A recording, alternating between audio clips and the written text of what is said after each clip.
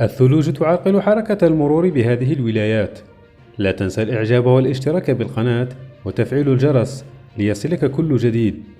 حذرت مصالح الدرك الوطني من صعوبة السير بسبب التساقط الكثيف للثلوج ببعض الولايات الداخلية، مما تسبب في عرقلة حركة المرور. وأشارت ذات المصالح عبر صفحتها الرسمية على الفيسبوك أن التساقط الكثيف للثلوج بولاية تيارت تسبب في صعوبة السير بالطريق الوطني رقم 14 الرابط بين بلديتي فرندا وتيارت. كما تعرف ولاية تسمسيلت صعوبة السير على مستوى كل من الطريق الوطني رقم 14 الرابط بين ثنية الحد وتسمسيلت، بالإضافة كذلك إلى الطريق الوطني رقم 65 في شطره الرابط بين ثنية الحد والحسينية، والطريق الوطني رقم 60 الرابط بين ثنية الحد وبرج الأمير عبد القادر بسبب كثافة ثلوج.